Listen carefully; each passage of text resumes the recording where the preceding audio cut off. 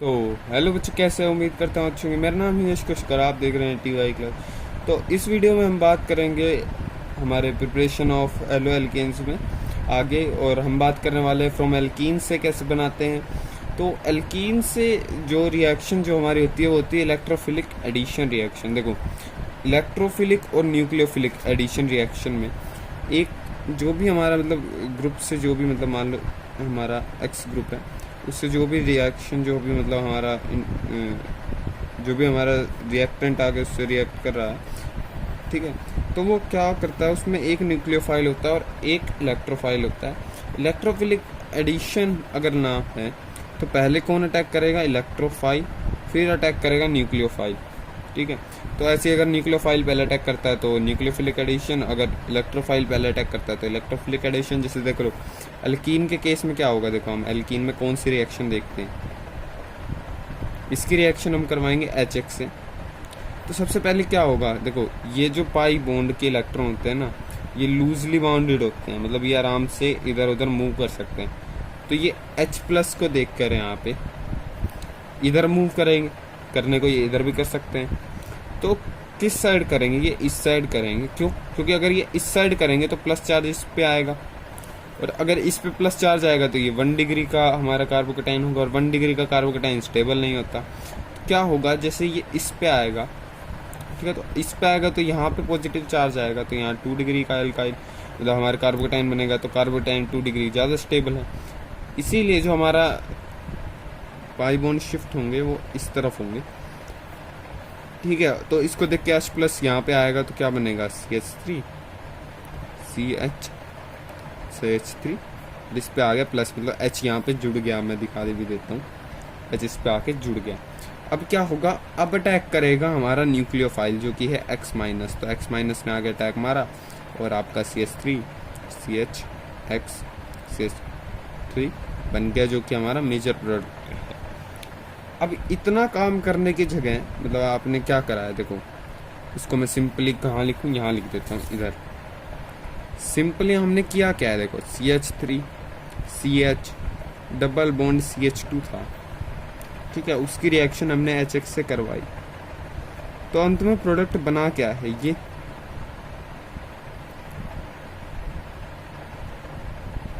X। अगर मैं इसको अच्छे से लिखूँ तो ये H S, ये बना है हमारा प्रोडक्ट, और ये हमारा जो था, ठीक है, तो ये प्रोडक्ट बना है। तो अब देखो ये अल्कीन से ये हमारा कंपाउंड जो हेलो अल्केन बना है, इसमें हुआ क्या है, X कहाँ गया है? इस H पे, और हाइड्रोजन कहाँ गया है? इस CH2 पे। तो अगर मैं साफ शब्दों में कहूँ कि इस डबल बॉन्ड के अक्रॉस जो हमारा हाइड्रोजन है वो उस कार्बन पे गया है जिसके पास ज्यादा हाइड्रोजन है, दिख रहा है, और हमारा X ग्रुप उस कार्बन पे गया है जिसके पास कम हाइड्रोजन। देखो हुआ है कि नहीं हुआ, देखो इस कार्बन के पास क्या है? कम हाइड्रोजन, सॉरी इस कार्बन के पास क्या है? ज्यादा हाइड्रोजन। इस हाइड्रोजन के पास मतलब इस कार्बन के पास क्या है? कम हाइड्रोजन।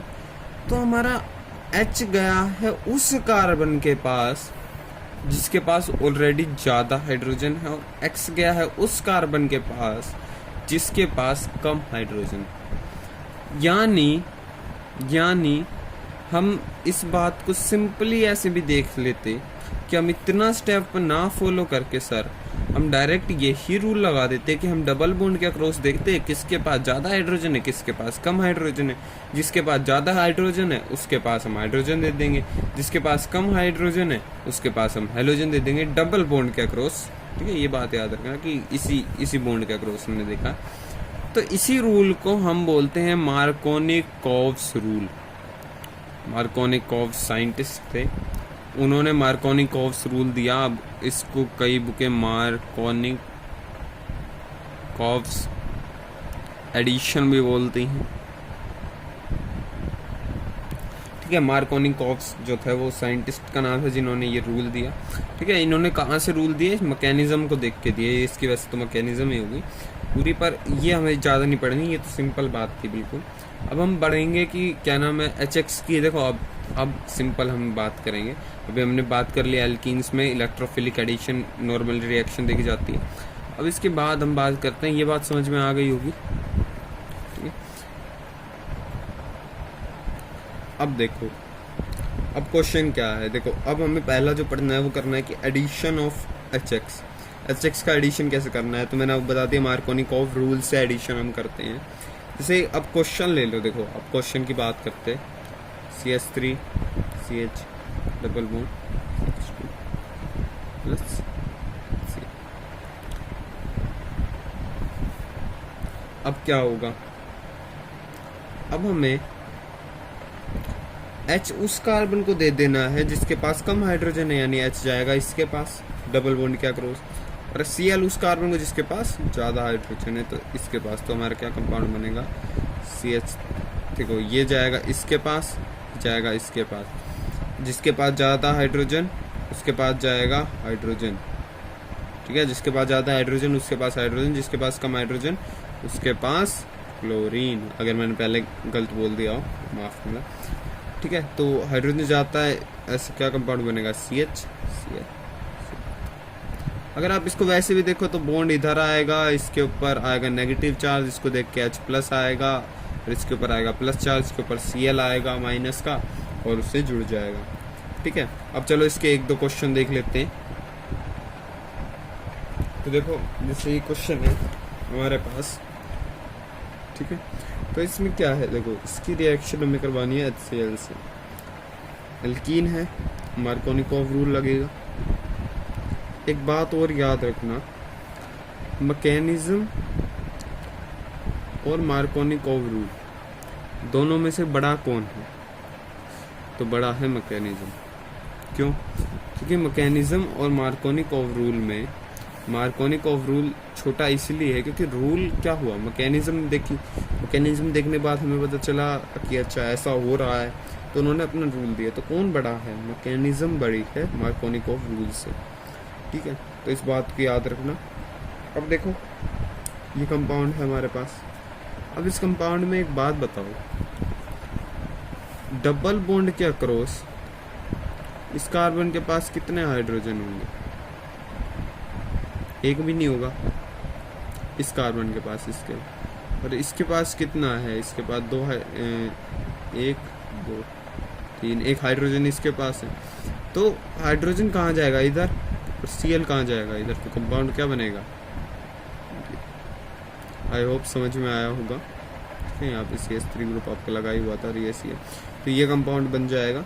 अब होमवर्क में मैं आपको क्वेश्चन दे रहा हूँ, इस क्वेश्चन को ध्यान से करना क्योंकि इसमें बहुत बच्चे गलतियाँ करेंगे, ठीक है।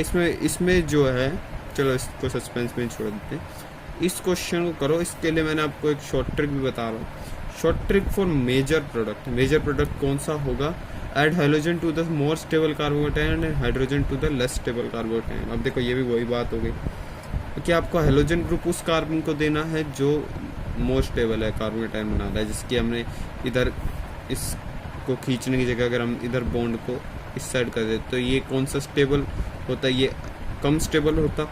अगर ये कम स्टेबल कार्बोकेटायन, देखो अगर ये बॉन्ड इस तरफ जाता तो इस पे प्लस चार्ज आता, ये प्लस चार्ज आता तो ये क्या होता, 1 डिग्री कार्बोकेटायन जो कि लेस स्टेबल होता। लेस स्टेबल है तो हमने इसको हाइड्रोजन दे दिया, ये भी एक तरीका है। और अगर ये मोर स्टेबल कार्बोकेटायन को क्या दे दो, हैलोजन, तो ये मोर स्टेबल है, 2 डिग्री है, इसको हमने हैलोजन दे दिया। ऐसे भी समझ सकते हो।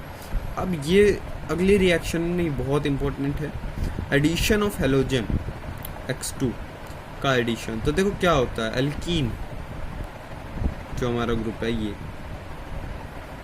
अगर हम इसकी रिएक्शन Br2 ओवर CCl4 से करवाते हैं तो ये ब्रोमीन इस कार्बन और इस कार्बन दोनों से जुड़ जाता है और ये कंपाउंड बनता है।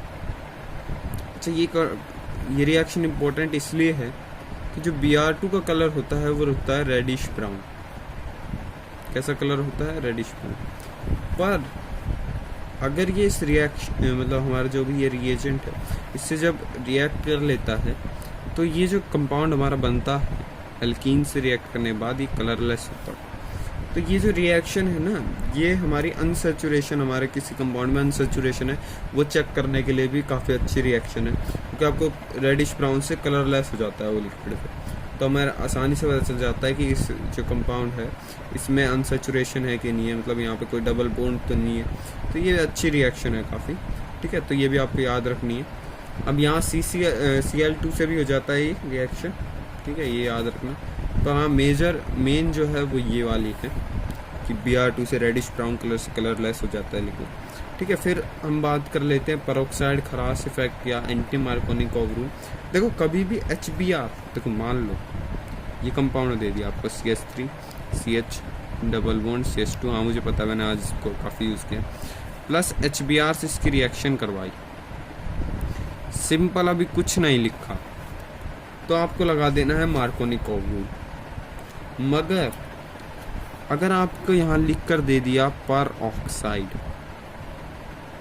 या आपको पेरोक्साइड दे दिया H2O2, या आपको पेरोक्साइड दे दिया ये ग्रुप,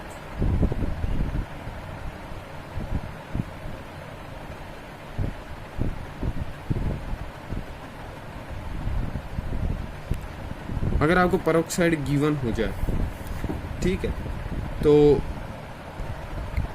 ठीक है, या फिर इसी पेरोक्साइड को हम ऐसे लिख देते हैं, देखो कभी कभार पेरोक्साइड से लिख देते हैं C6H5 O COO C O, हाँ, तो ऐसे भी इस पेरोक्साइड को कभी कभार लिख देते हैं। वही देखो O2 यानी कि दो पेरोक्साइड और यहाँ से C डबल बॉन्ड हो, ये ग्रुप C डबल बॉन्ड हो, ये ठीक है। तो पेरोक्साइड की प्रेजेंस में अगर ये रिएक्शन हो रही हो तो यहाँ लग जाता है एंटी मार्कोनिकोव रूल। अब मार्कोनिकोव रूल क्या था? मार्कोनिकोव रूल कहता था कि हम उस कार्बन को हाइड्रोजन दें जिसके पास ज़्यादा हाइड्रोजन हो। अब एंटी मार्कोनिकोव मतलब हमने उल्टा कर दिया उसको, तब हम हाइड्रोजन उस कार्बन को देंगे जिसके पास ऑलरेडी कम हाइड्रोजन है। तो इसको दे दो हाइड्रोजन और इसको दे दो Br। ये हमारा इसकी रिएक्शन मैकेनिज्म बताऊं तो ये फ्री रेडिकल मैकेनिज्म होती है इसकी, फ्री रेडिकल मैकेनिज्म, ठीक है। ये अब नो मोर ये उसको फॉलो नहीं करता। आपके उसमें क्या कौन सी मैकेनिज्म थी पता है आपको? चलो बताना, मेरे को बताना। वो SN1 थी, ठीक है, उसमें कार्बोकेटाइन बन रहा था, ठीक है। खैर उसकी बात नहीं करते, हम इसकी बात करते हैं। अपनी पेरोक्साइड इसकी फ्री रेडिकल मैकेनिज्म थी, ठीक है। तो फ्री रेडिकल मैकेनिज्म होने के कारण यहाँ से आप क्या लगाओगे? Anti Markovnikov rule. सिर्फ और सिर्फ ये HBr के केस में होता है। सेकंड बात, अगर कोई और मतलब प्रोडक्ट देखो, प्रोडक्ट भी देख लो क्या बनेगा, CH3 CH2 CH2 Br। अगर और कोई केस बन जाए, मान लो ये दे दिया आपको, मान लो आपको दे दिया यही कंपाउंड दे दिया और इसकी रिएक्शन करवा दिया HCl ओवर पेरोक्साइड, तो यहाँ पेरोक्साइड का इफेक्ट नहीं होता, जो कि नाम है उसका पेरोक्साइड इफेक्ट। यहाँ पे जो आपका लगेगा मार्कोनिकोव रूल ही लगेगा। तो याद रख लो, अगर HBr के ऊपर पेरोक्साइड दे रखा तो एंटी मार्कोनिकोव, नॉर्मली कुछ नहीं दे रखा तो HBr को डायरेक्ट कर दो, ठीक है। और यहाँ पे आपका मार्कोनिकोव रूल लगेगा और वही कंपाउंड बन जाएगा CH। तो इस वीडियो में इतना ही, क्योंकि हमने सारी preparation methods of haloalkanes खत्म कर लिए। इसके बाद हम बात करने वाले हैं केमिकल और physical properties of haloalkanes की। तो जब तक के लिए बाय।